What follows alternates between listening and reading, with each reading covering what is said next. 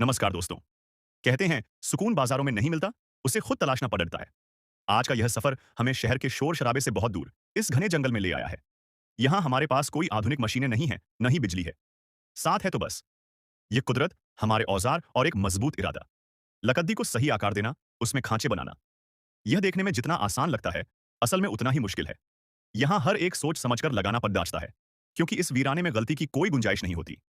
Structure और मेहनत, जैसे जैसे यह ढांचा ऊपर उठ रहा है, चुनौती भी बढ़ती जा रही है।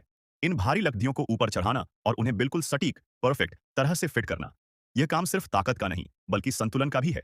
यहाँ हम कील या लोहे का इस्तेमाल कम से कम कर रहे हैं।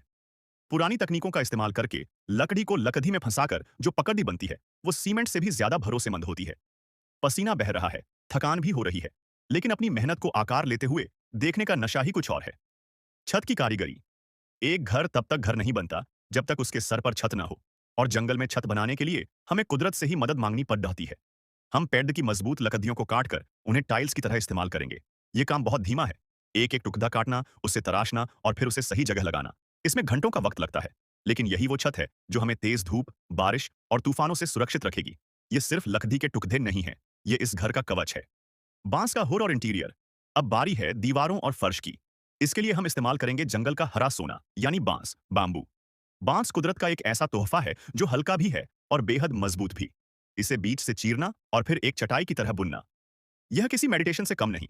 बांस की यह जालीदार दीवारें घर को ठंडा रखेंगी और ताजा हवा को अंदर आने देंगी। और हाँ, ऊपर चढ़ने के लिए यह सीढ़ी, यह बताती है कि मंजिल तक पहुंचने के लिए हर कदम मजबूती से रखना पड़ता है। फर्नीचर और फिनिशिंग। घर खड़ददा हो गया है, लेकिन इसे आरामदायक बनाना अभी बाकी है। काम करते करते जो लकड़धी के टुकड़े बच गए थे, उन्हें हम बेकार नहीं जाने देंगे। थोड़ी सी क्रिएटिविटी और हुनर से, इन्हीं टुकड़ों से हम एक शानदार टेबल और कुर्सी बनाएंगे। इसे कहते हैं जहां कुदरत की दी हुई हर चीज का सम्मान किया जाता है। अपने हाथ से बनाई हुई कुर्सी पर बैठकर अपनी मेहनत को निहारना, यकीन मानिए, दुनिया के सबसे महंगे सोफे पर भी वो सुकून नहीं मिलेगा जो यहां मिल रहा है। इनाम और शांति। दिन ढलने को है और शरीर अब आराम मांग रहा है। जंगल की लकड़ियों से सुलगाई गई यह आग और उस पर पकता यह सादा खाना।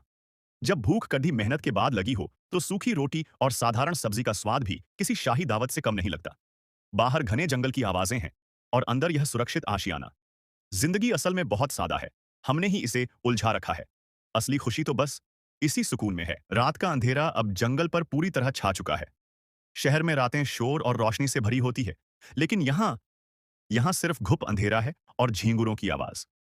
इस घने जंगल के बीच अकेले होने पर भी डर नहीं लग रहा, बल्कि एक अजीब सी सुरक्षा महसूस हो रही है।